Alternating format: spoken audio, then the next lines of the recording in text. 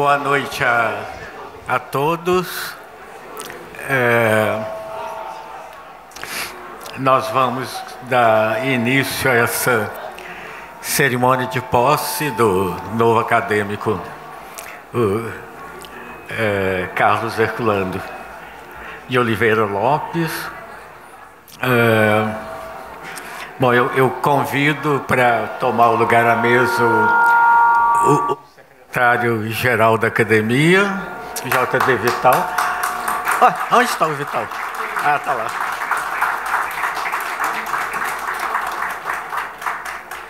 Não vi que você estava. Sem o secretário não ia poder acontecer nada. Convido também o acadêmico Luiz Gifone, que vai saudar o nosso novo colega.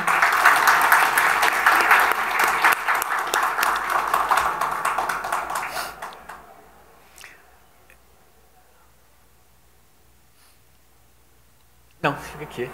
Se é o padrinho, você fica do lado ali. Lá. Aqui,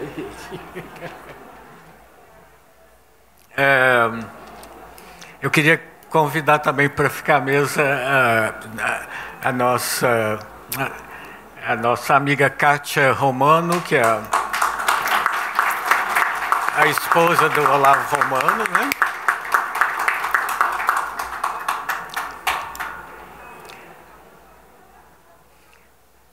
Vou convidar... Bem-vinda, Kátia. Não, você fica lá. Aqui é o Carlos. Aqui é o Carlos, você fica lá. Todo mundo está querendo ficar nessa cadeira.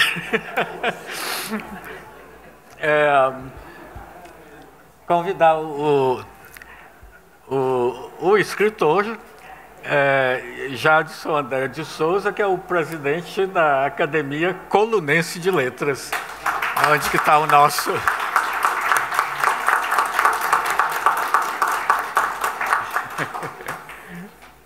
Aqui tem... Tá. Convidar a doutora Liana Portillo, que é procuradora do Estado de Minas Gerais. Onde está a Liana?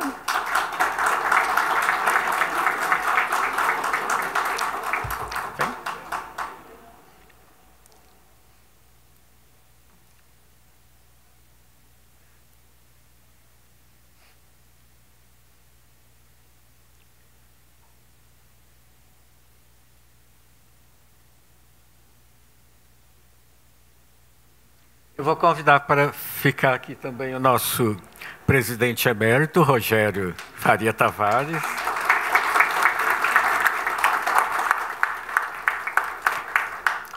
E o vice-diretor da Faculdade de Letras da UFMG, o professor Georg Otto. Compusemos, né? Bom, registrar a presença dos acadêmicos, né? Amilcar Martins, Conceição Evaristo, Paulo Beirão, Maria Esther Maciel, Antenor Madeira, Caio Bosque, José Fernandes Filho, Patrus Ananias, Ricardo Aleixo, além dos que estão na mesa. Uma salva de palmas para todos.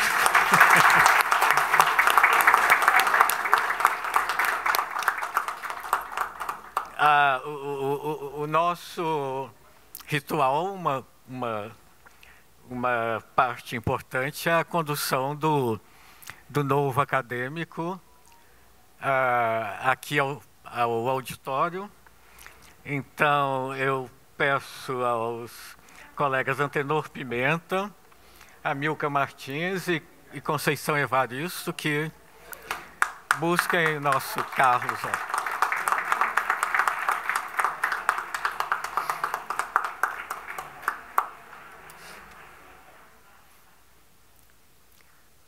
Enquanto nós aguardamos, né, a chegada do Carlos, eu queria lembrar que A Academia Mineira de Letras tem mais de 100 anos, foi fundada em 1909, em Juiz de Fora, que era a principal cidade de Minas naquele momento, mas se transferiu logo para Belo Horizonte, já em 1915. A partir de 43, a academia passou a contar com uma sede no centro de Belo Horizonte, na Rua Carijosa, era um andar de um prédio, até que em 1987 veio para essa bela sede, né, ali o Palacete Borges da Costa, que o ano passado completou 100 anos de construção, e esse anexo com auditório, tudo isso conseguido e realizado durante a gestão do presidente Vivaldi Moreira, que presidiu essa casa por mais de 20 anos. Bom, a academia conta com um acervo documental bibliográfico, isso é uma dos pontos importantes, que vem sendo trabalhado para ser disponibilizado para pesquisas e outros trabalhos. Nós mantemos uma programação que vocês devem ver os anúncios, né, de eventos, de conferências, etc. Essa programação vai toda para a internet, desde a gestão aqui do nosso presidente emérito. Então, tem um acervo grande disponibilizado na internet. Nós mantemos uma revista, né, que agora está no número... Vamos lançar o 84 esse ano. 84, que é vários dossiês, um deles sobre Chico Buarque. Está chegando. Então, agora...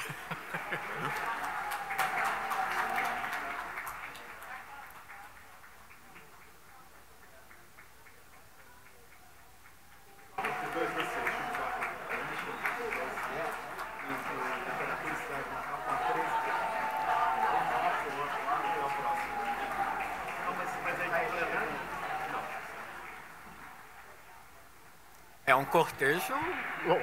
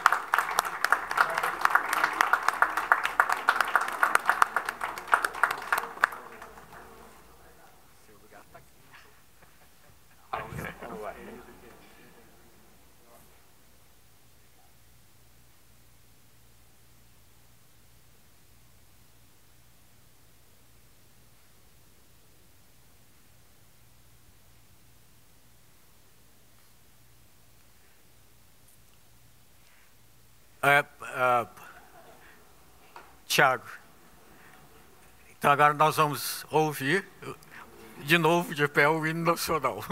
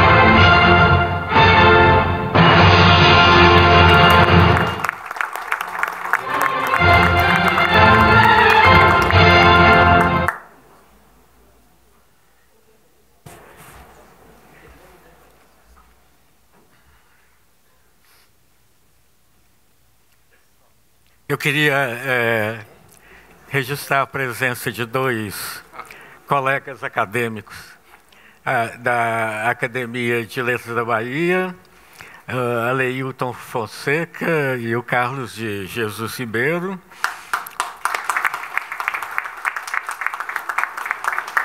E também do presidente da Academia de Letras do Vale do Jequitinhonha, Tadeu Martins.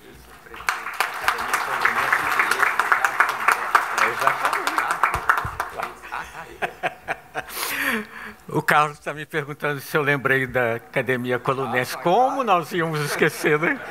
Aqui todo mundo lembra sempre de coluna. Tá bom.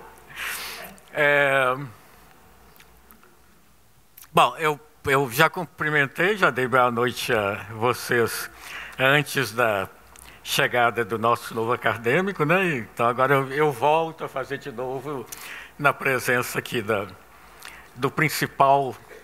principal personagem da festa de hoje.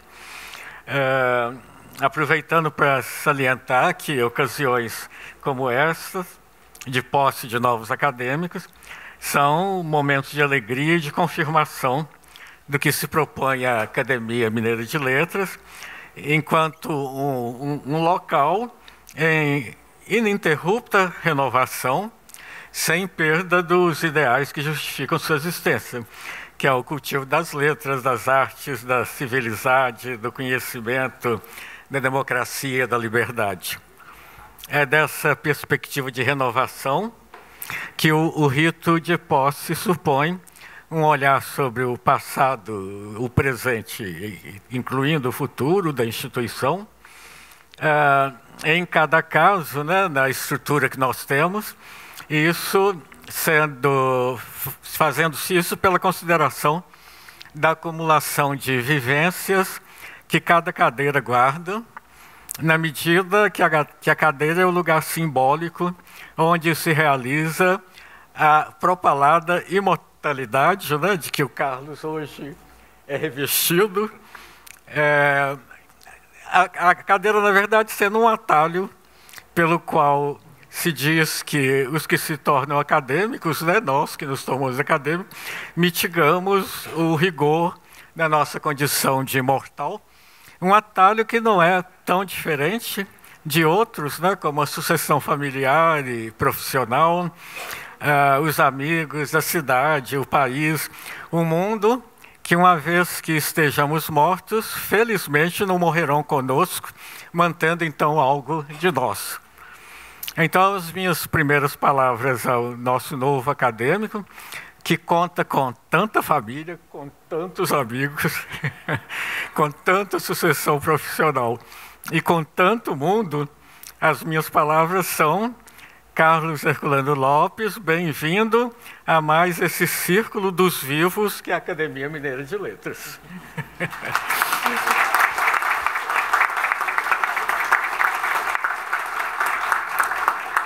A cadeira que Carlos Herculano passa a ocupar como quarto sucessor tem o número 37 e foi fundada em 1909 por Olímpio Rodrigues de Araújo, que nasceu em 1860 em Conceição do Rio Novo, na zona da Mata Mineira. Ele exerceu cargos públicos em Juiz de Fora, onde publicou contos, escreveu para teatro e foi jornalista, tendo mesmo fundado mais de um jornal na sua terra natal. Não só foi jornalista, como fundador de jornais.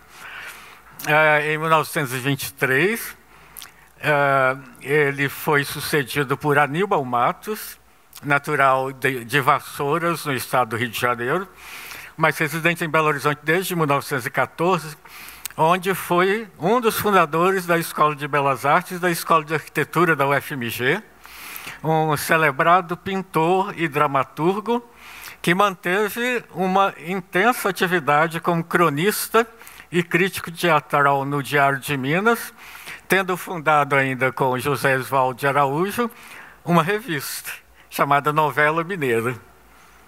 Em 1969, Aníbal Matos foi sucedido por Edgar de Vasconcelos Barros, natural de Guricema, um distrito de Visconde do Rio Branco. Então, agora já é a cidade. Então, um distrito de Visconde do Rio Branco, também na Zona da Mata. Um cientista, professor da Universidade Federal de Viçosa. Participou das primeiras levas de professores da Universidade de Viçosa que foram se doutorar nos Estados Unidos, doutorou-se em Sociologia Rural. E um detalhe importante é que, quando estudante no Rio de Janeiro, ele trabalhou na redação do Correio da Manhã.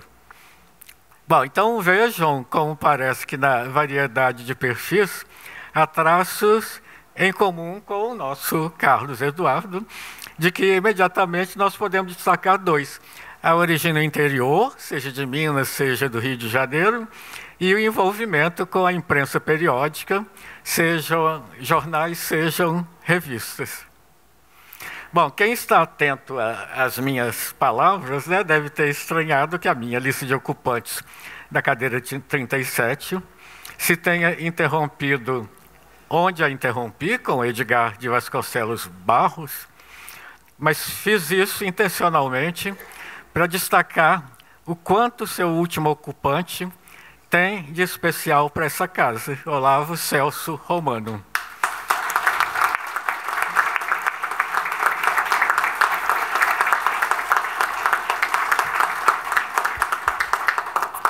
E eu já adianto, caro Carlos Herculano, quanto você assume hoje uma grande responsabilidade, essa de suceder nosso presidente emérito Olavo Romano, que ingressou na academia em 2004 e nos deixou no final do ano passado.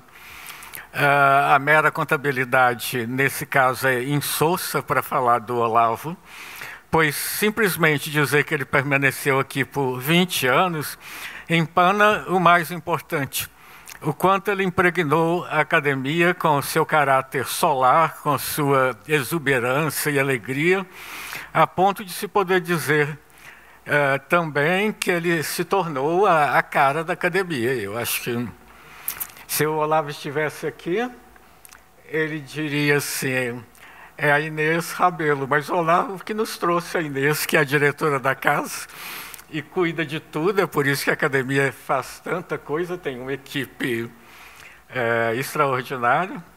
Tem gente que me pergunta: a academia te dá muito trabalho, eu sendo presidente, né? Você tem que ir lá todo dia. Eu sempre respondo: eu vou o mínimo possível, senão atrapalho o que elas estão fazendo.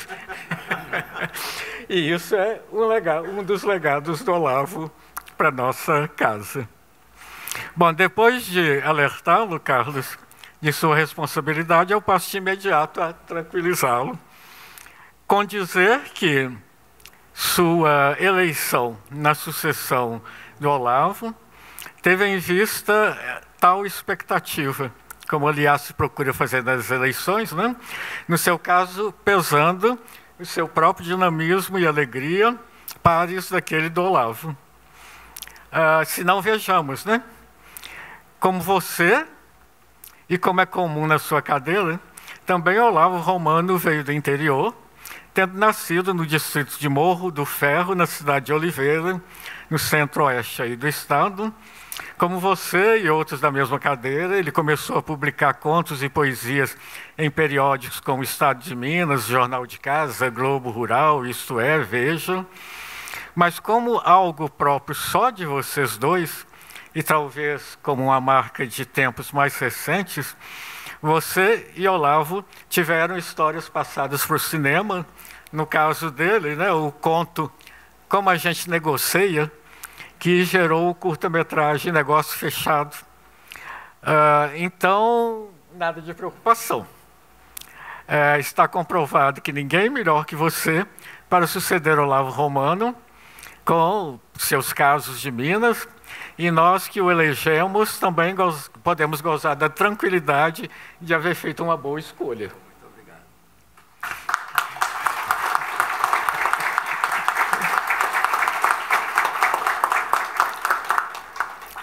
Bom, na sequência eu tenho de dizer que, a partir da regra que eu apontei no início, que nossa academia vive em ininterrupta renovação, Sua eleição teve em vista também tudo que você traz de novo.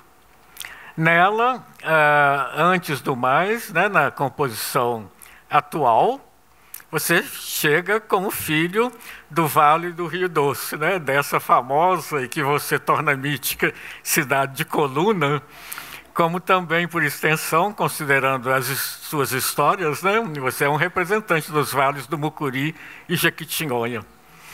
Segunda novidade, na cadeira 37, você se torna o primeiro romancista, gênero não praticado por seus antecessores, que foram cronistas, dramaturgos, cientistas, ensaístas, mas nenhum deles se dedicou à arte do romance. Eu não vou arrebatar do colega Luiz Gifone, que está ali. A oportunidade, eu gosto de elogiar a sua produção nessa esfera.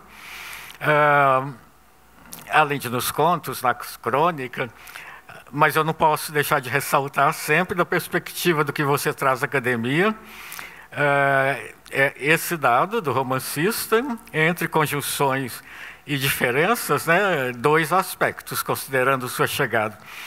O primeiro, ressaltar que é claro que nossas cadeiras não são camisas de força e que as relações de cada um com os co-acadêmicos se dá não só de modo diacrônico, como também com mais ênfase na sincronia dos que aqui se encontram em contemporaneidade. Então, se na sua cadeira você inaugura a linhagem dos romancistas, isso não significa que ficará isolado entre nós, pois tem, na atualidade, a companhia de Benito Barreto, Silviano Santiago, Antenor Madeira, Maria Esther Maciel, Luiz Gifone e Conceição Evaristo. Eu poderia também debulhar os contistas e cronistas que lhe passam a fazer companhia, turma que inclui vários dos citados, além de bastantes outros. Em resumo, Carlos Herculano, assim, você rodeado de amigos, sinta-se em casa. Muito obrigado. A ênfase, contudo, que estou dando aos romances, nos conduz ao segundo aspecto que eu prometi destacar, tendo uma razão de ser.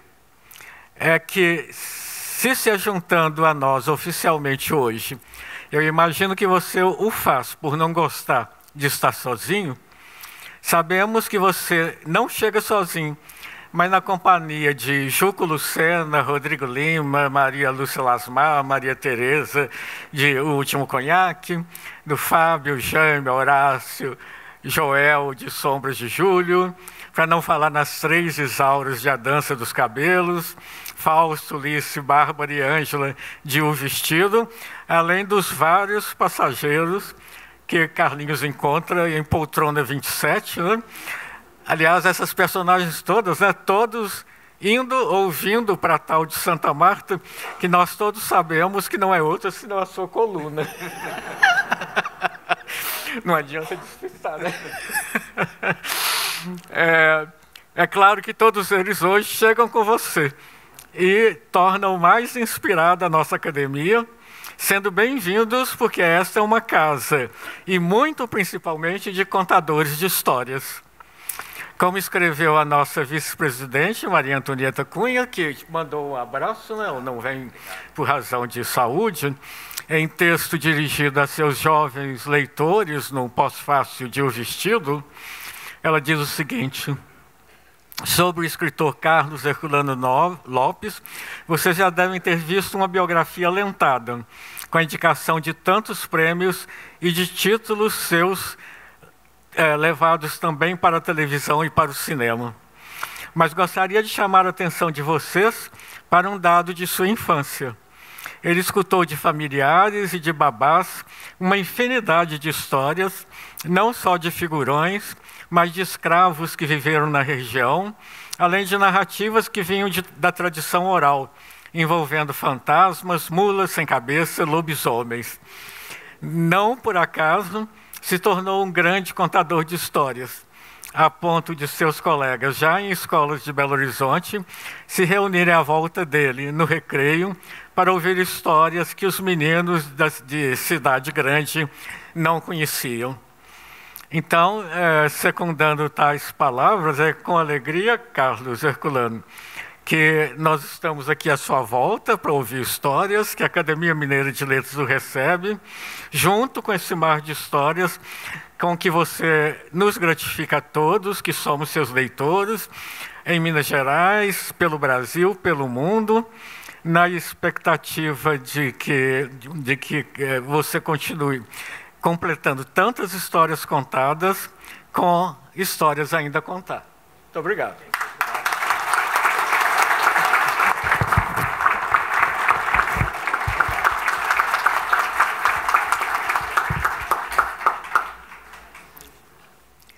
Bom,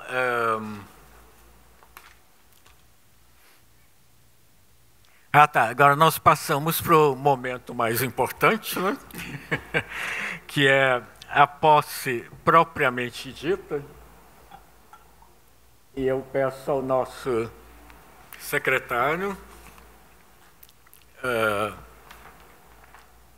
J.D. Vital, o jornalista J.D. Vital, que leia o termo de posse. Que em seguida vai ser assinado por mim e pelo Carlos.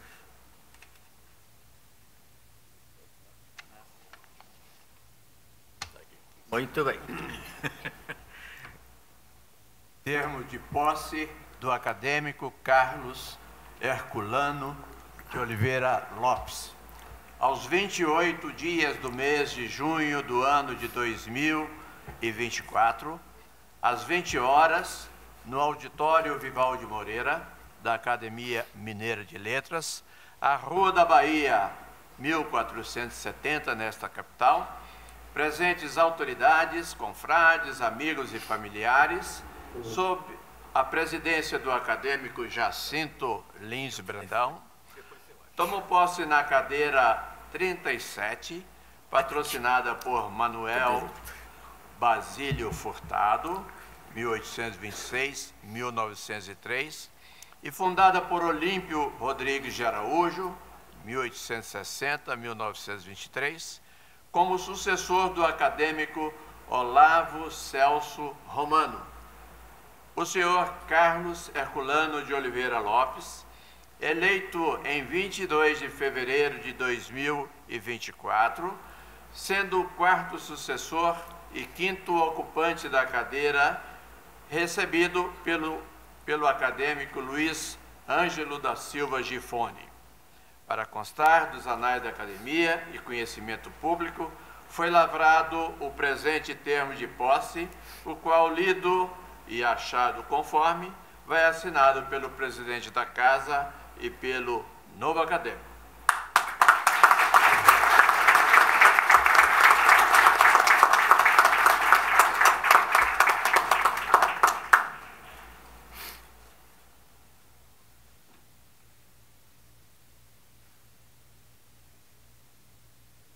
Muito bem.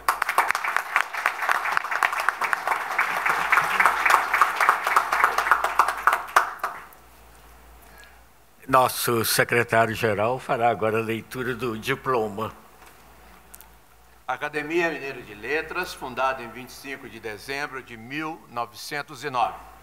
A Academia Mineira de Letras confere o presente diploma ao senhor Carlos Herculano de Oliveira Lopes, eleito em 22 de fevereiro de 2024 como membro efetivo, sucessor do acadêmico Olavo Celso Romano, na cadeira de número 37, Belo Horizonte, 28 de junho de 2024. Não, você assina. Nós dois. Não? Prima lei.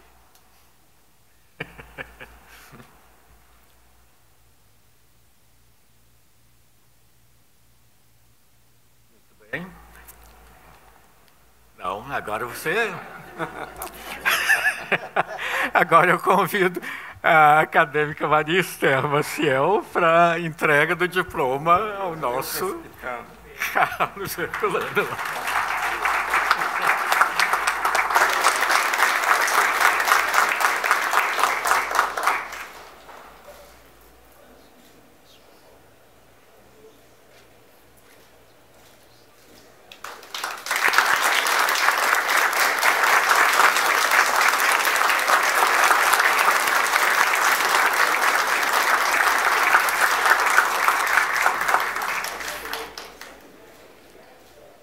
Rogério, espera, Carlos.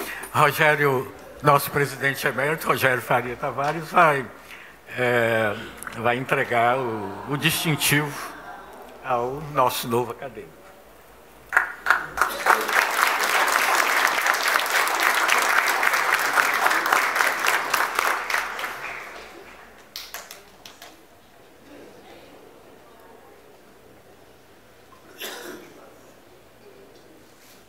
Foi longe da... Eu pôr aqui porque é longe das águas.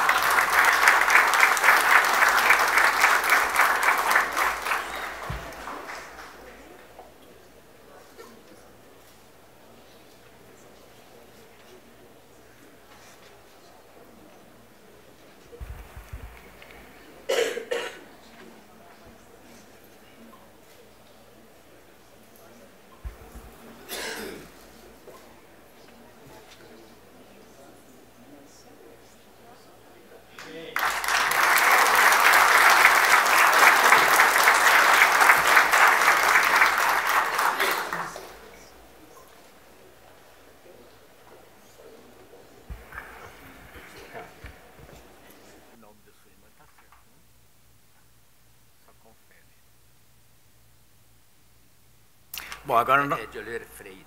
Hã? Freire, de Oliveira Freire. Ah, Freitas, tá. Agora nós vamos ter uma surpresa, que é um distintivo dessa posse. Eu vou convidar a irmã do nosso acadêmico, que é a Laene de Oliveira Freitas.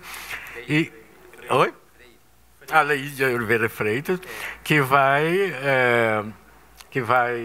apresentar para nós, né, o poema do Carlos Drummond de Andrade, que é o Caso do Vestido, de onde partiu, com o qual o Carlos dialoga, né, no romance, que é O Vestido, e que chegou também no cinema, né? Então, nós vamos lá, numa homenagem também ao Carlos Drummond de Andrade, né? Mais um Carlos, né? Os dois Carlos. Estão com a palavra. Boa noite. Nossa mãe, o que é aquele vestido naquele prego? Minhas filhas, é o vestido de uma dona que passou. Passou quando, nossa mãe? Era nossa conhecida? Minhas filhas, boca presa, vosso pai vem chegando. Nossa mãe, dizei depressa, que vestido é esse vestido? Minhas filhas, mas o corpo ficou frio e não veste. O vestido nesse prego está morto, sossegado. Nossa mãe, esse vestido, tanta renda, esse segredo. Minhas filhas, escutai palavras de minha boca. Era uma dona de longe, vosso pai enamorou-se e ficou tão transtornado, se perdeu tanto de nós, se afastou de toda a vida, se fechou, se devorou, chorou no prato de carne, bebeu, brigou, me bateu, me deixou com vosso berço e foi para a dona de longe, mas a dona nem ligou.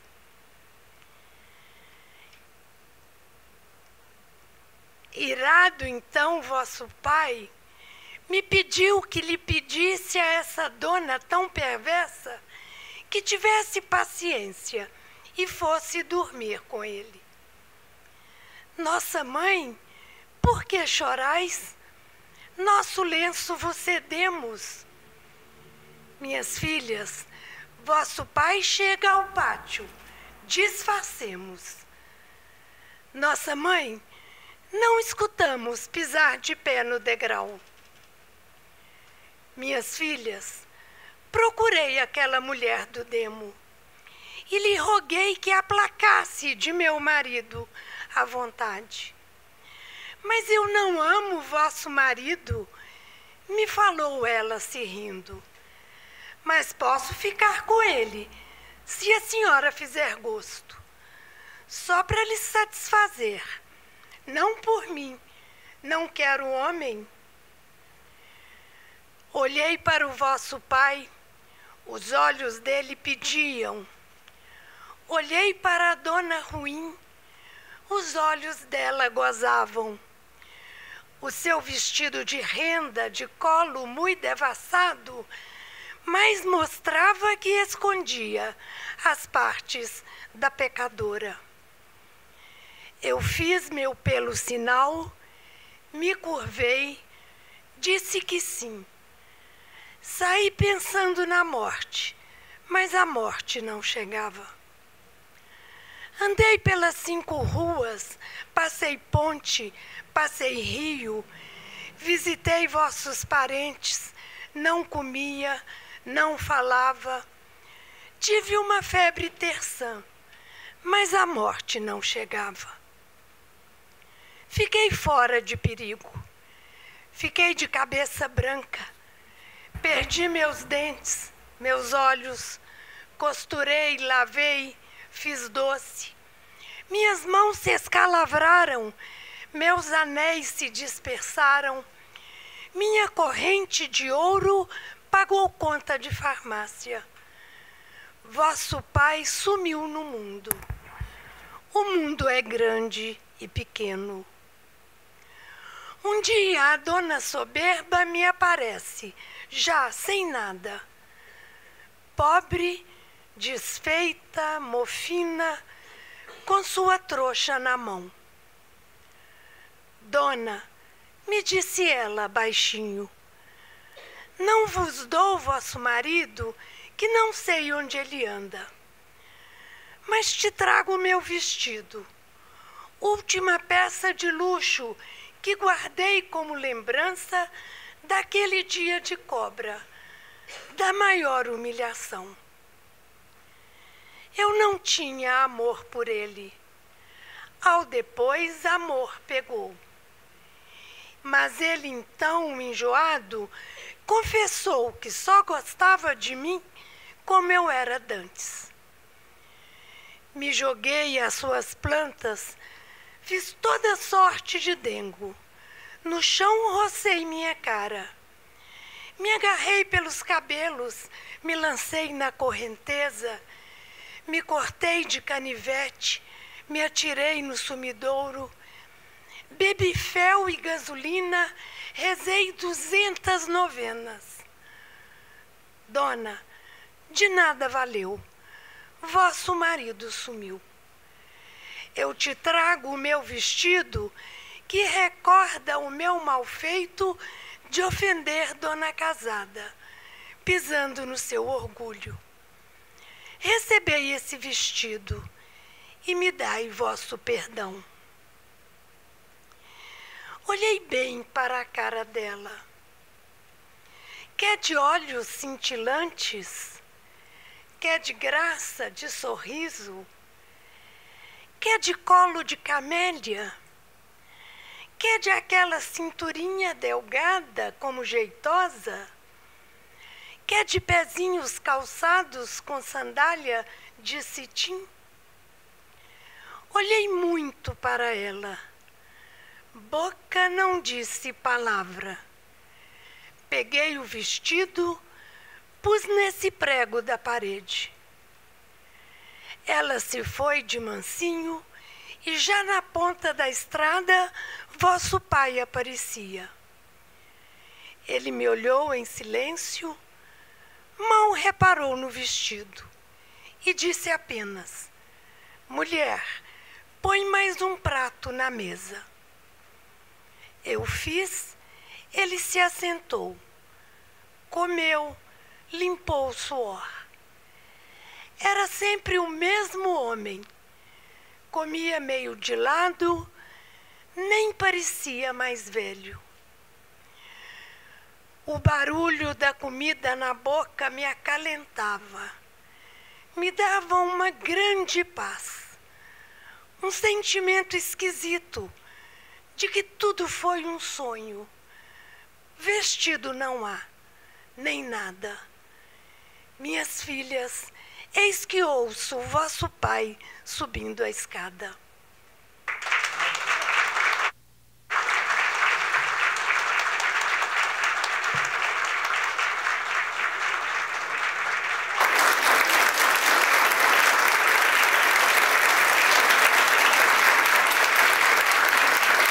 É o nosso grande orgulho, nosso mano Charles.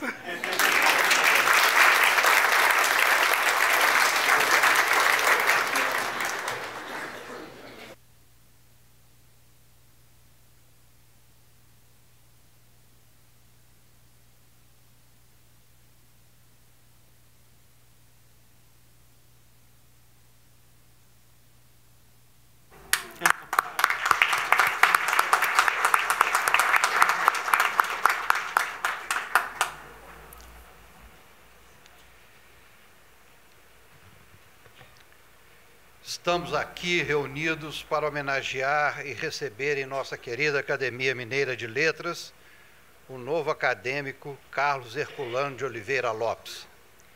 Esta casa fica ainda mais valorizada com a presença desse escritor mineiro, eleito com significativo número de votos, o que atesta sua importância e reconhecimento pelos confrades. Estamos todos orgulhosos com a sua vinda, Carlinhos, com a oportunidade de conhecer em nossos encontros um pouco mais de sua arte, de seu fazer literário e de sua experiência de vida. Queremos ouvir histórias através da sua verve de mineiro com quase 200 anos pelos quatro costados, descendente de destemidos que ajudaram a desbravar e a consolidar nossas Minas Gerais. Queremos escutar os casos lá da sua colônia natal e de seu povo discreto, dos vaqueiros e sua sabedoria despojada, da violência na luta pela honra e pela terra que ainda impera em nossas plagas. Dos seus parentes joalheiros de Diamantina, com suas peças de ouro e couro, e da inocência do garoto que vendia, curiosa em Belo Horizonte, numa longínqua época em que todos engaiolávamos os pássaros para ouvir seus trinados com exclusividade.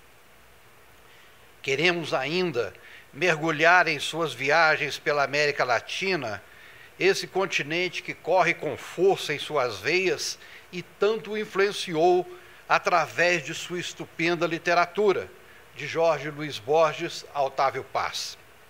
E relembrar seus encontros como repórter com escritores de muitas gerações, aqui e alhures, alguns com relatos elogiosos sobre a própria produção literária e comentários picantes sobre a escrita alheia.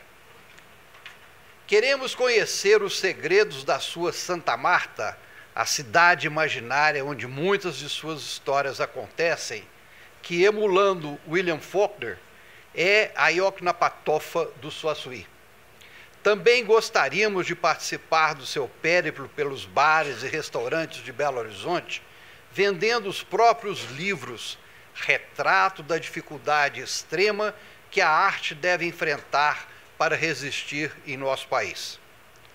Tudo isso gera uma saborosa expectativa que o tempo saberá concretizar em doses homeopáticas de deleite.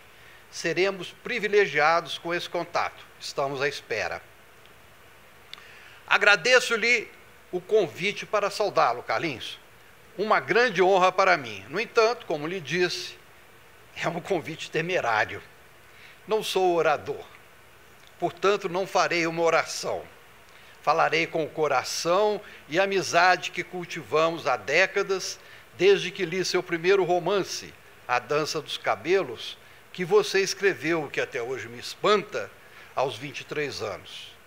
Sim, aos 23 anos, você já possuía sensibilidade e talento para produzir tão bela obra, talento e sensibilidade que aumentaram com o decorrer do tempo. Algumas parcerias resultaram de nosso convívio. Por exemplo, você fez a orelha de um livro meu, eu reeditei os contos de O Sol nas Paredes, na época em que me aventurei na edição de livros. Portanto, como amigo e admirador, aceito a incumbência de saudá-lo e o faço com alegria. Achei que fosse uma tarefa fácil, enganei-me. Sua bagagem humana e literária levaria uma eternidade para ser apresentada. Quer dizer, gastaríamos aqui toda a nossa imortalidade de academia, tão assodada pela passagem do tempo em jorros cada vez mais exasperantes. Mas vamos em frente.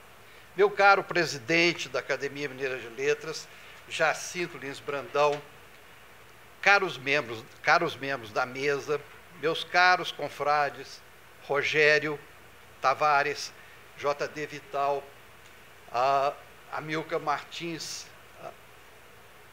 querida Conceição Evaristo, Paulo Beirão, Marister Maciel, querido Antenor, Caio Bosque, José Fernandes, Patrus Ananias, Ricardo Aleixo.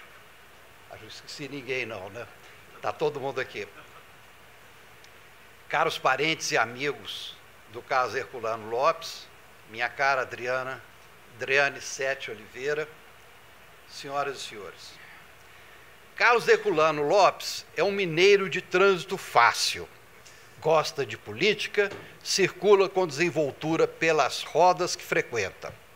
Esbanja simpatia e o número de pessoas aqui presentes, não só aqui como também lá fora, mostra como sabe cultivar amigos. Também pudera, com sua simplicidade, conquista admiradores por onde anda, não importa se o ambiente é sofisticado ou não. Nos auditórios, fala de sua literatura com a mesma facilidade com que conversa numa mesa de bar. Em Recife, Ouro Preto, Viçosa ou Belo Horizonte, como testemunhei, munido de uma linguagem cativante para todos os públicos, narra casos e causos com a mesma verve de nosso querido Olavo Romano. E ninguém melhor que você, Carlinhos, para suceder o saudoso presidente emérito desta casa, a quem tanto devemos. Aliás, mais de uma vez, o Olavo me pediu para convidá-lo para disputar uma cadeira em nossa academia. Você o fez e venceu. O momento da posse chegou.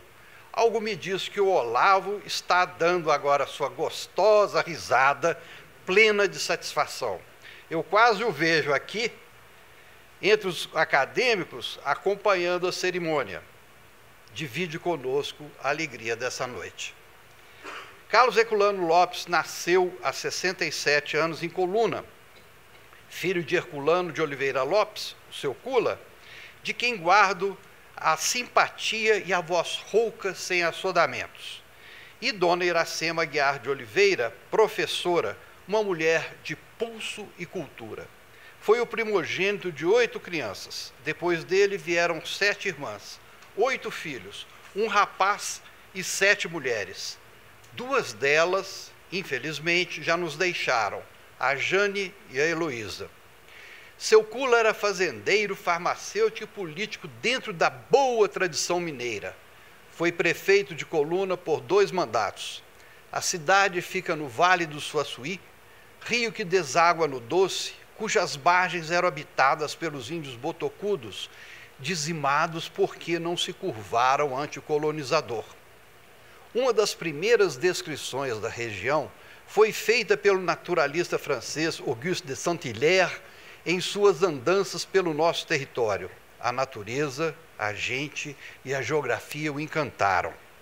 Coluna foi fundada no final do século XIX e teve, desde os primeiros tempos, uma história tumultuada pela violência, fator que muito impressionou nosso novo acadêmico quando jovem e inspirou alguns dos melhores momentos de suas obras.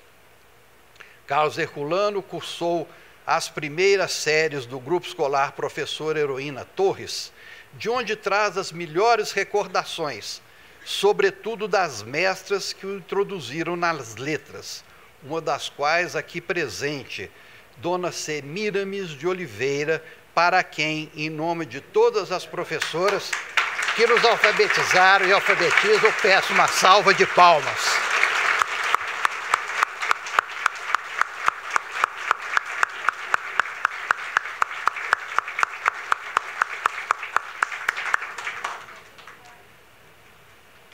Carlos Herculano revelou a vocação literária precocemente.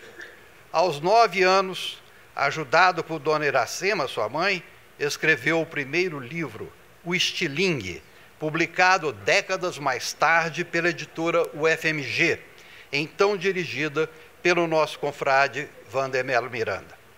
Em 1968, mudou-se para Belo Horizonte para prosseguir os estudos no Colégio Arnaldo e no Colégio Promove. Data dessa época a venda dos curiós que traz de coluna, negócio que lhe permitiu comprar a primeira máquina de escrever. Dito de outra maneira, o canto do pássaro lhe proporcionou o encanto da palavra. Logo começa a trabalhar na Prefeitura de Belo Horizonte e a cursar jornalismo na FAF-BH. Publicou seus primeiros contos na revista Ars Média, do Palácio das Artes. A criação avançou. Seus contos saem no Suplemento Literário, o maior incubador de escritores que Minas Gerais já teve, fundado pelo saudoso Murilo Rubião. Em seguida, publica no Suplemento Cultural do Estadão e na Revista Literária da UFMG, outro celeiro de escritores. Após estágios em jornais de Belo Horizonte, conclui em 1979, aos 23 anos, o curso de jornalismo e entra para o jornal Estado de Minas, no qual faria uma longa carreira até a aposentadoria, entremeada por um período de ausência quando viajou pelo Nordeste brasileiro, Portugal, Espanha e Argentina, país onde curtiu uma sedutora paixão portenha. O jornal foi uma escola com colegas também escritores do gabarito de Roberto Drummond, Vander Piroli, André Carvalho, Geraldo Magalhães, Jorge Fernando dos Santos, Carlos Felipe e João Paulo Cunha, também frequentadores do bar próximo à redação do jornal, onde livros e vidas eram debatidos com muita ênfase e fantasia. No Estado de Minas, após a morte de Roberto Drummond, substituiu na crônica semanal e se projetou como cronista. Seu número de crônicas impressiona. São mais de 1.400, publicadas ao longo de 15 anos sem interrupção. Aqui vai um spoiler. 200 dessas crônicas, selecionadas pelo Carlos e pelo escritor Jacques Fuchs, serão publicadas em breve para deleite de seus admiradores. Além do romance A Dança dos Cabelos, hoje em sua 12ª edição, duplamente premiado com Guimarães Rosa e o Lei Sarney, nosso novo acadêmico nos brindou com os contos de Sol nas Paredes, em edição independente em 1980, que reeditei no ano 2000 através da editora Pulsar. Uma curiosidade para mostrar uma vez mais o quanto Carlos Herculano e a nossa AML estão há muito interligados. Quem assina a orelha de O Sol nas Paredes é o nosso querido confrade Rui Mourão, que recentemente falecido. Rui Mourão foi profético há 44 anos. Ele escreveu: Carlos Herculano confirmará, tenho certeza, uma decidida carreira de ficcionista. Em 1982, após conquistar o Prêmio Nacional de Literatura Cidade de Belo Horizonte, vieram os Contos de Memória da Sede, livro que também obteve grande repercussão. Em 2003, recebeu o Prêmio Especial do Júri da União Brasileira de Escritores por outra coletânea de contos, Coração aos Pulos. O conto que dá título à obra, meu favorito, de sutileza machadiana, revela a sensibilidade de um garoto que sonha e vive na onírica Santa Marta, a cidade mineira que Carlos Herculano criou com os traços marcantes do Vale do Rio Doce e tantas vezes retornará em sua escrita. Aqui vai um segredo.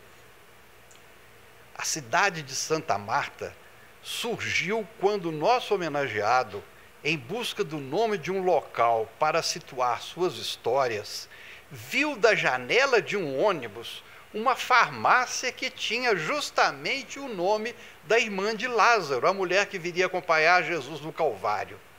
Marta significa mestra em aramaico. De fato, a cidade de Santa Marta nos traz lições de maestria na narrativa ficcional brasileira. Em 1990, foi minha vez de ser profético. Ao ler os originais de Sombras de Julho, eu disse ao descrente Carlos Herculano que ele venceria a Bienal Nestlé de Literatura, na época o mais importante prêmio literário nacional. Fácil previsão. O romance era original, extraordinariamente bem escrito, evocava memórias e penumbras, e enquanto investigava um crime, mostrava a tragédia e a destruição que assolam nossas Minas Gerais e consomem famílias no remoinho da violência.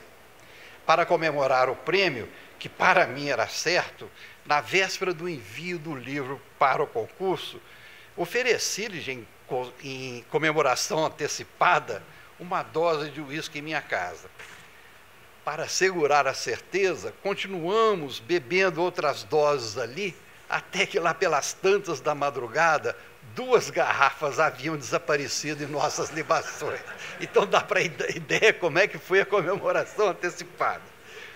O sucesso do romance, hoje em sua 14ª edição, extrapolou as páginas impressas. Foi transformada em minissérie para a TV Cultura de São Paulo, dirigida por Marco Altberg, e posteriormente adaptado para o cinema.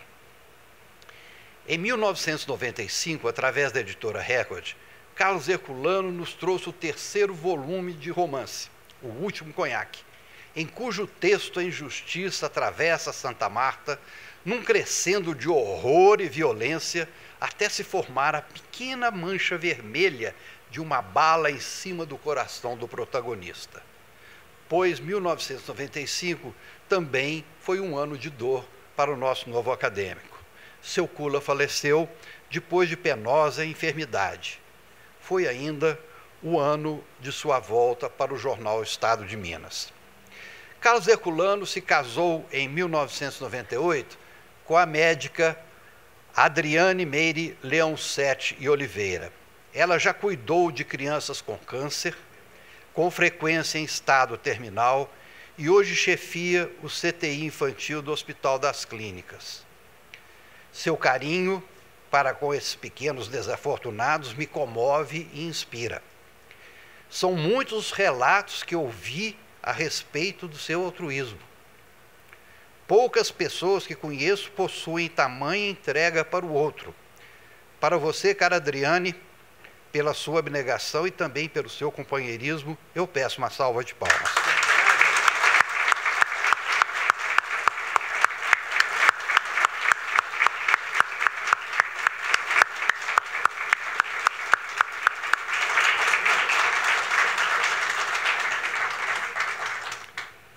A próxima obra de Carlos Herculano teve a inspiração de outro Carlos, nosso poeta maior, Carlos Drummond de Andrade, mais precisamente do poema Caso do Vestido, já foi aqui recitado. Carlos Herculano enfrentou um árduo desafio, transformar 150 versos heptassílabos em romance de quase 200 páginas. Conseguiu com êxito de público e crítica. O romance O Vestido foi finalista do Prêmio Jabuti, além de ser filmado por Paulo Thiago. Também foi adotado no vestibular da PUC-MG e traduzido para o italiano pela professora Maria Grazia Russo. Aliás, outra de suas obras, Sombras de Julho, também chegou ao italiano pelas mãos da mesma Maria Grazia Russo. A obra mais recente de Carlos Herculano Lopes veria, aspas, vicejar a fazenda dos sonhos, segundo o nosso confrade Silviano Santiago. A obra se chama Poltrona 27 e ali, novamente Silviano Santiago, diz que quase tudo é viagem entre Belo Horizonte e Santa Marta. De fato, a obra viaja entre a autobiografia e a ficção, entre o que o protagonista percebe e o que a alma do narrador sente. O resultado é uma bela fusão de tempos e movimentos paradoxalmente fixados na rigidez da mesma poltrona de um ônibus. Além dos livros e contos e romances, o Novo Acadêmico participou de 15 antologias e lançou 2 coletâneas de crônicas. A primeira, O Pescador de Latinhas, a outra, Entre BH e Texas, todas escolhidas entre as publicadas no jornal Estado de Minas. 2 de seus contos, Estranhas Criaturas, do livro Memórias da Sede, e Um Brilho no Escuro, do livro Coração aos Pulos, também foram adaptados para o cinema e a TV. Quase todos os romances foram adotados em vestibulares e se tornaram tema de dissertações de mestrado Brasil afora. Caro Carlos, como pudemos ver, durante décadas, esta Academia Mineira de Letras, através de seus membros, o tem acolhido com palavras elogiosas, encorajadoras e proféticas. Hoje apenas se concretiza o que há muito deveria ter acontecido. E com enorme satisfação, em nome de seus colegas acadêmicos e em meu próprio nome, nós lhe damos as boas-vindas à Academia Mineira de Letras. Esta casa é sua, Carlos.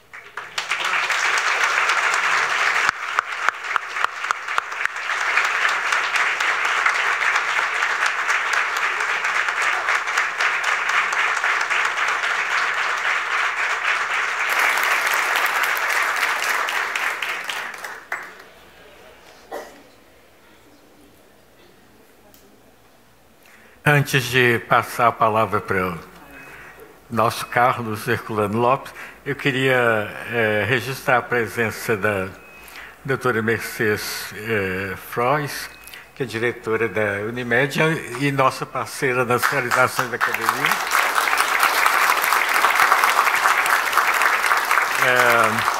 E agora passo a palavra para a estrela da noite, que é nosso Carlos Herculano Lopes.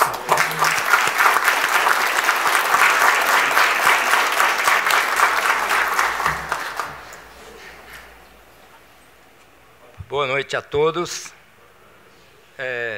Meu caro professor Jacinto Lins Brandão, presidente da Academia Mineira de Letras, em nome do qual eu saúdo toda a mesa, meus agora confrades, queridos amigos que me prestigiam, meus amigos, a minha família que está aqui hoje, como sempre, me dando força, senhoras e senhores.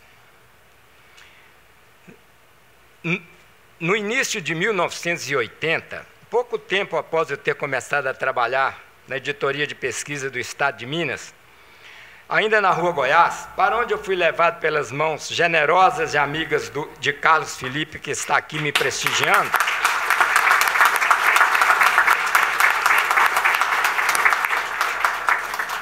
eu me lembro que uma das primeiras pautas que me foram passadas foi para ir à Academia Mineira de Letras, ainda lá na Rua dos Carijós, fazer uma entrevista com o então presidente Vivaldo Moreira.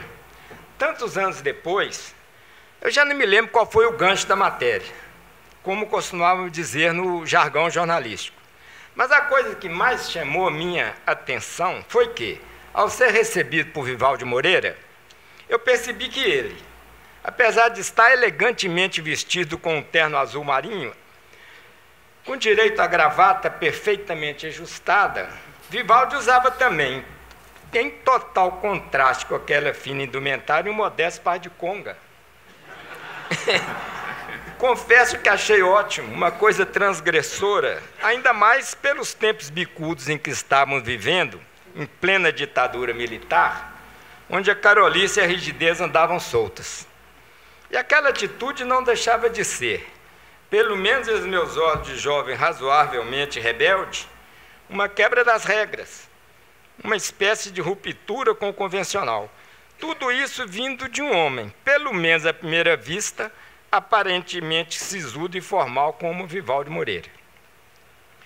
Nos momentos seguintes, Depois de feitas as apresentações, iniciamos a entrevista.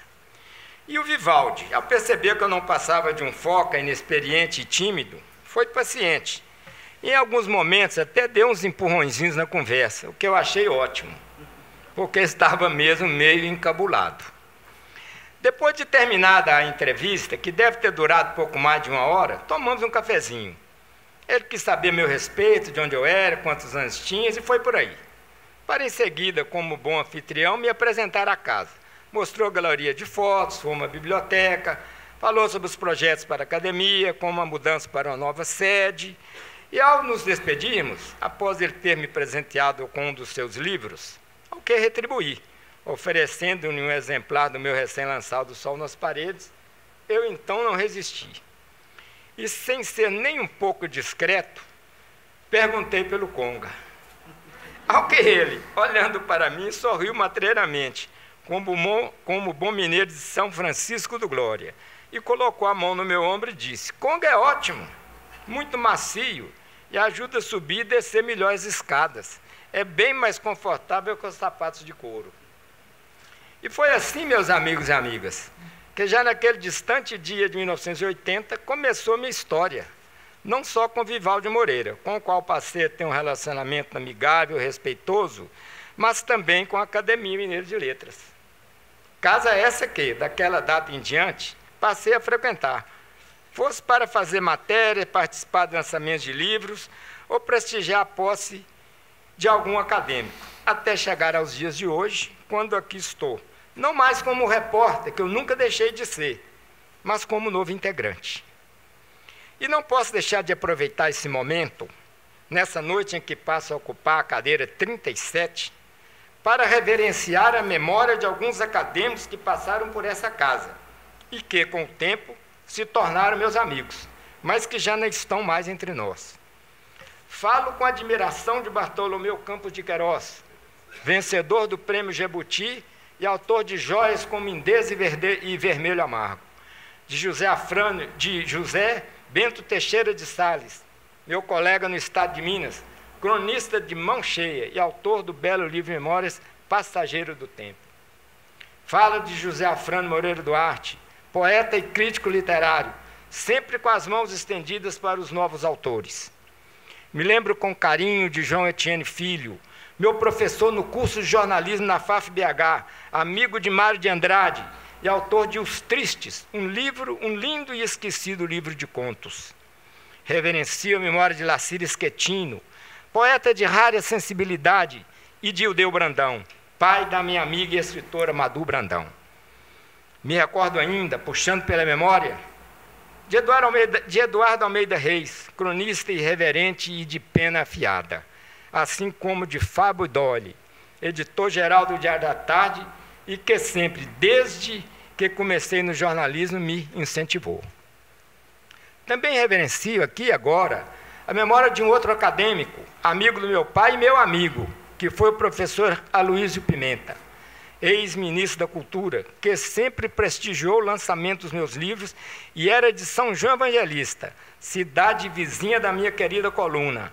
Em São João Evangelista também nasceu um outro dileto amigo, o grande romancista Antenor Pimenta Madeira, que está aqui presente e pertence a essa casa, onde hoje, merecidamente, ocupa a cadeira de número 14.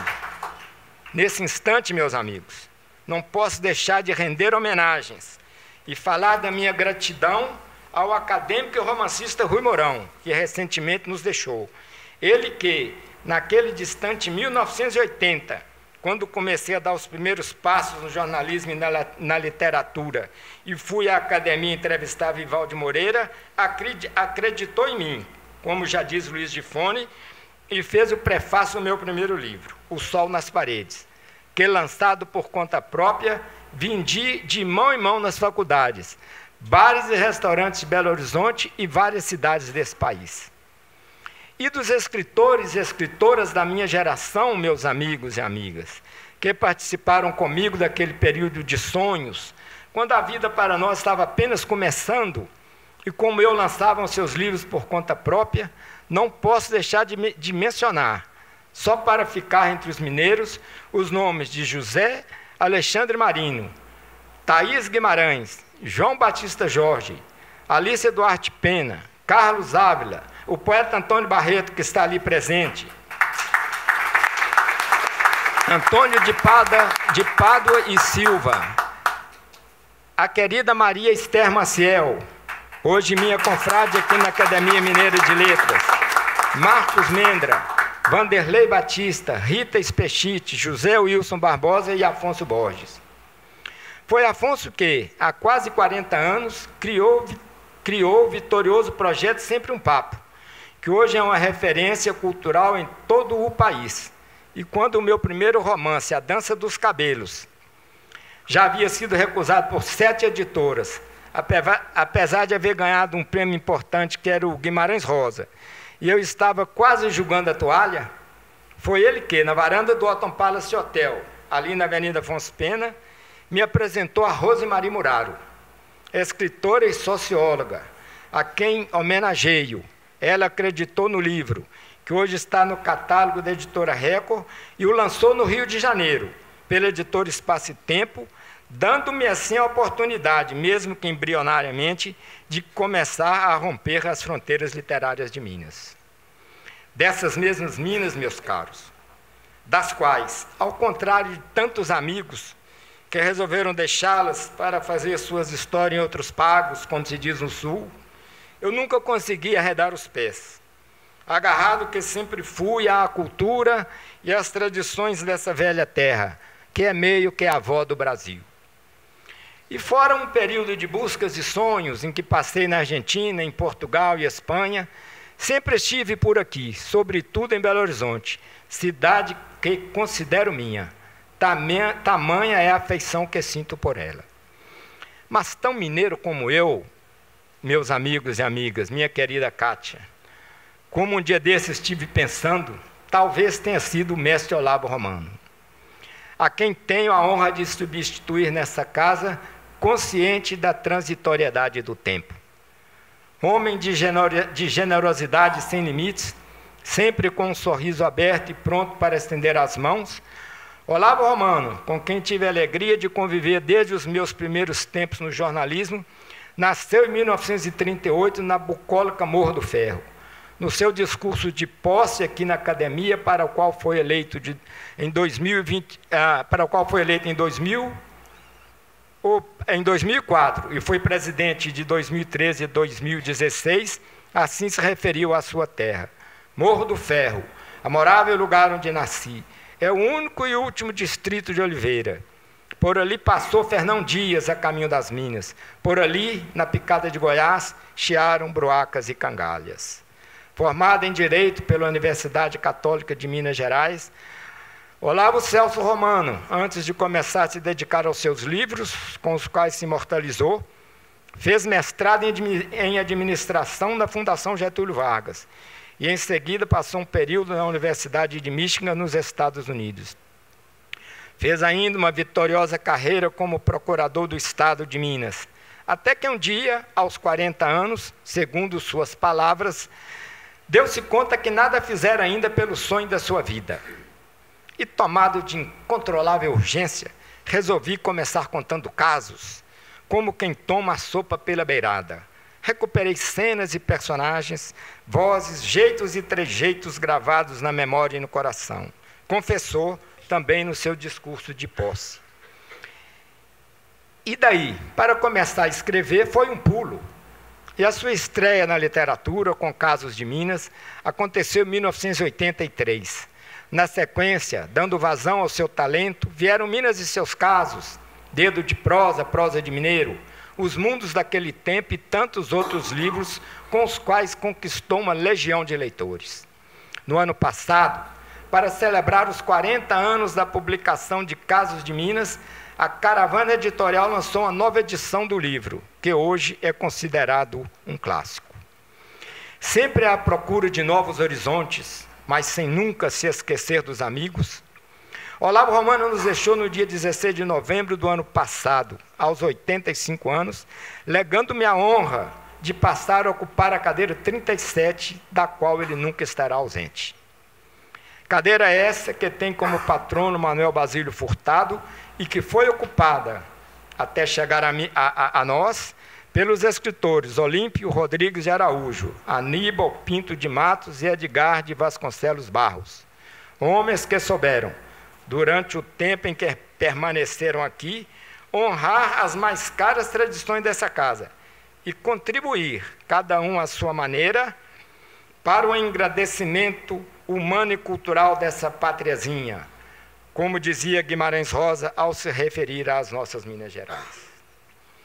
Meus amigos e amigas, agora, recuando um pouco no tempo, eu peço licença a vocês para falar um pouco das minhas origens, de gente simples e trabalhadora, oriunda do Vale do Jequitinhonha, da cidade de Diamantina, Cerro, Datas, Santo Antônio do Itambé, Itamarandiba e Couto de Magalhães. Do lado materno, venho dos Aguiar, Dumont, Alcântara, Ferreira Sá e Gomes de Oliveira, esses de Mendanha, distrito de Diamantina. O primeiro Oliveira da nossa família que chegou por aquelas paragens, acompanhando uma bandeira vinda de Taubaté, provavelmente tenha sido o luso-brasileiro Manuel Gomes de Oliveira, que em 1703, como está registrado em Efemérides do Arraial do Tijuco, a Diamantina, de Célio Hugo Alves Pereira, ajudou a levantar, no nascente Arraial do Tijuco, uma capelinha em louvor a Santo Antônio de Lisboa. Em outro livro, Juscelino Kubitschek, uma revisão na política brasileira, de Francisco de Assis Barbosa, o autor, se referindo aos Oliveira de Mendanha, que são os mesmos do ex-presidente Juscelino, afirma que foram liberais extremados, luzias convictos, e cerraram fileiras com Teófilo Otoni na Revolução Liberal de 1842. Durante anos, até que essa história foi se perdendo no tempo, nós, os Gomes de Oliveira de Mendanha, que acabamos, por circunstâncias do destino e necessidade, dando com os costados em coluna, nos últimos anos do século XIX, éramos conhecidos como a família dos 24, pelo fato dos meus tataravós, João Gomes de Oliveira e Alexandrina Moura, terem tido 24 filhos. Foram 12 homens e 12 mulheres. E, segundo consta na tradição oral da família, todos ainda estavam vivos por ocasião das bodas de ouro dos seus pais, na segunda metade dos anos de 1800, e a festa durou mais de uma semana.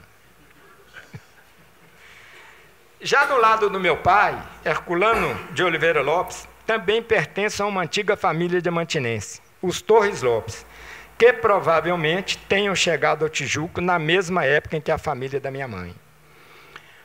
Conforme escritos deixados por um primo nosso, o padre diamantinense Antônio Torres, que foi um dos jornalistas mais conhecidos do país entre a década de 20 e 1930, e morreu como cônsul do Brasil em Hamburgo, na Alemanha, em 1934, ele pertencia à quarta geração dos Torres Lopes em Minas. Cristãos novos, a maioria deles, nos primeiros tempos, se dedicava à ourivesaria. E um antepassado nosso, Ezequias Lopes, foi quem, na segunda metade do século XIX, introduziu em Minas Gerais as famosas e lendárias joias de coco e ouro, conforme está registrado na crônica O Excêntrico, do memorialista diamantinense Joãozinho Mota, e que me foi presenteada pela pesquisadora Sâmia Abbas. Foi um outro familiar meu, o também diamantinense Herculano Torres, que, pouco antes da proclamação da República, em meados dos anos de 1800, na companhia de Manuel Gonçalves Prudente, Teófilo Pereira de Oliveira, Francisco Gomes de Oliveira, Joaquim Gomes de Oliveira, Marques da Fonseca, entre outros, todos se antecipando a uma prometida estrada de ferro que nunca chegou, ajudou a fundar o Arraial de Santo Antônio da Coluna, nas divisas do Vale do Rio Doce com Jequitinhonha. A minha muito doce e graciosa aldeia, como diria o poeta. Lá, pelas graças de Deus, comecei a abrir os olhos para o mundo no dia 23 de outubro de 1956, e vivi até os 11 anos, após ter concluído o curso primário no Grupo Escolar Professora Heroína Torres, onde tive como primeiras professoras a querida prima, Dona Semíramis Alcântara de Oliveira e Nilza Maria de Oliveira. Delas, que encantaram a minha infância, jamais irei me esquecer, assim como os tios e primos que estiveram comigo desde os primeiros tempos. Cheguei aqui em Belo Horizonte em um chuvoso dezembro de 1968, aos 11 anos, após uma viagem de caminhão que durou 3 dias, na companhia dos meus tios João Gualberto e Almerindo Oliveira, que traziam queijos para vender. Atividade que eu também, tempos depois, cheguei a exercer, durante um período em que fiquei desempregado e sem nem um tostão no bolso, após as minhas economias terem sido confiscadas pela dupla Zélia Cardoso e Fernando Collor de Mello. E eu imagino que muitos de vocês que estão aqui também passaram por essa penúria, né? Aqui em BH, nos primeiros tempos, quando eu ainda não passava de um menino cheio de espinhas, inseguro e tímido, estudando no Colégio Arnaldo, onde fiz amigos de toda a vida, fui amparado e recebi proteção dos queridos tios Joaquim Aguiar e Neuza Beirão, tia do nosso confrade Paulo Beirão, com os quais passei a morar. Vivi também, até começar a trabalhar aos 17 anos, como mensageiro da Prefeitura de Belo Horizonte, para onde fui levado pelo doutor Hélio Pimenta, primo do Antenor, não é? Pimenta Madeira. Quando eu fui levado pelo doutor... Quase sumiu aqui, meu Deus.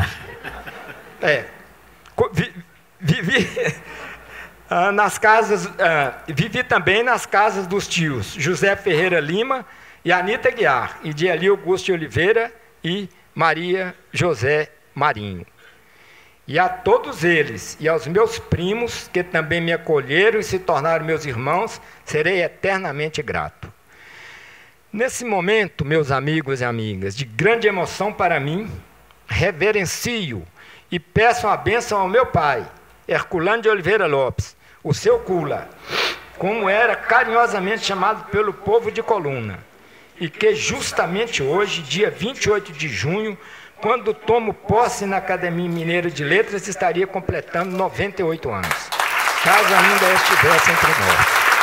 Muito obrigado. Com ele, que era pequeno fazendeiro e farmacêutico prático, mas tinha política no sangue, herdada dos nossos antepassados, de Diamantina, tendo sido prefeito da nossa cidade de 1958 a 1962 e de 1968 a 1972, aprendi a gostar da política e da história. Homem simples, mas ciente das suas responsabilidades e limite, durante mais de 40 anos, pois em Coluna não existia médico nem hospital, seu Cula foi a única referência de cuidado em saúde para o nosso povo, que soube reconhecer com carinho, dando a ele e a minha mãe, que também já se foi, mais de 100 crianças para batizar. Já com a professora Iracema Aguiar de Oliveira, a minha mãe, que se formou como normalista na Escola Normal, Dr. Antônio da Cunha Pereira, em Peçanha, para onde ia a cavalo, e adorava contar que atravessava o Suaçuí na canoa, o que, na minha imaginação de criança, se tornava uma grande aventura, tomei o gosto pelos livros. Incentivado por ela, aos 9 anos de idade, e à luz de lampião, pois em Coluna não havia luz elétrica, comecei a escrever o meu primeiro livro, O Estilingue, História de um Menino, que em 2011 foi lançado pela editora da UFMG, no mesmo ano em que, sob a chancela do professor, e hoje meu colega aqui na academia, Vander Melo Miranda, doei todo o meu acervo, acumulado durante mais de 40 anos, para o acervo dos escritores mineiros da UFMG, onde tenho a honra de figurar, entre outros, ao lado dos escritores Fernando Sabino, Oswaldo França Júnior, Lúcia Machado de Almeida, Adão Ventura, Ciro dos Anjos, Murilo Rubião, Frei Beto, Henriqueta Lisboa e José Maria Cansado. Também agradeço, nesse dia tão especial para mim, as minhas 7 irmãs, fazendo aqui uma homenagem a Jana Heloísa, que já não estão entre nós, e aos meus cunhados que se tornaram meus irmãos. E também a minha mulher e companheira, a médica Adriane Merilhão Sete e Oliveira, que há tantos anos está ao meu lado, ajudando-me a direcionar o barco independente do movimento das águas. Falo também da sua família, que hoje é minha. Meus amigos e minhas amigas, naquele distante dia de 1980, quando fui pela primeira vez à Academia de Letras entrevistar Vivaldi Moreira, ao se despedir de mim, ele também disse, num gesto de pura gentileza, pois eu não passava de um aprendiz de escritor, que um dia queria me ver nessa casa. E 45 anos depois, já no entardecer da minha vida, cá estou. Chego com o coração aberto, na expectativa de que, aqui, eu não estarei arando o mar, como dizia o grande general Simão Bolívar, desencantado com os rumos contrários aos seus sonhos que estavam tomando as jovens repúblicas por ele libertas. Mas estarei na companhia dos meus confrades, que acreditaram em mim e me estenderam as mãos, manejando o meu arado em uma terra firme e bem adubada, na qual iremos lançar sementes de qualidade, na esperança de poder colher uma boa safra de palavras, ideias e livros. Muito obrigado.